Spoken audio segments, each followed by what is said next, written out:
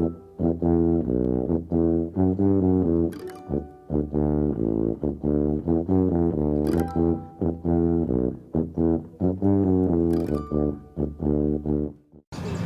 Susan Hunnicutt, event manager here at the Harry and Rose Samson Family Jewish Community Center, and this is my Moment of Torah, Parashah Pinchas.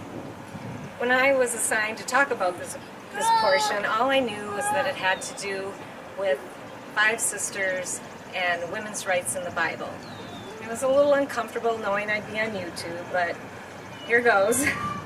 I grew up in the 60s and 70s in a family of all girls, and we were naturally attuned to all that was going on in the times. And so I was curious to find out about these sisters. So I'm going to give you some spark notes to tell you the story. The Israelites had been traveling in the desert for over 40 years and just survived a terrible plague and were setting up camp. A census was being taken to figure out the number of men, able-bodied men, for a militia, and also to find out land allotment. Zelophehad, one of the elders of his tribe, dies right before the Israelites enter the Promised Land. He has 5 daughters, none of whom are married, so this isn't going to bode well for them. According to the laws of the time, women could not inherit property. When a man died, the property automatically went to his sons, and if he didn't have sons, to his brothers or his parents, but not his daughters.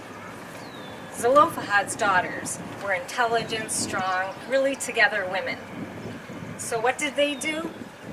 They went to the tent where all the important meetings took place in front of their whole community. They petitioned Moses, asking if they could have their portion of their father's land. And they made a very strong case. This was a big deal, and Moses realized that this was a big deal. So he went to God and asked God what he should do. God tells Moses the sisters' plea is just, and that they should get their land along with their uncles. But it doesn't stop there. He amends the laws of inheritance, the laws of the Torah, to take the women into account, and tells Moses that if a man dies without sons, you must transfer the property to his daughters. The sisters had protested their unfair treatment, and as a result, laws were changed forever. They stood up for what they believed in, and they got it. Throughout the ages, we've had to go out of our comfort zone and stand up for what we believe in.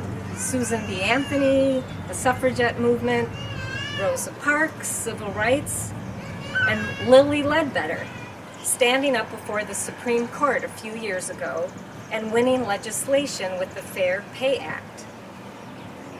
This Torah portion informs us how things can change if we stand up for it.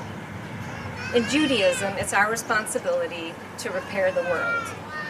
And this means working for social justice and contesting the status quo when it's necessary. All I have to say to Zelophehad's daughters, you go, girls.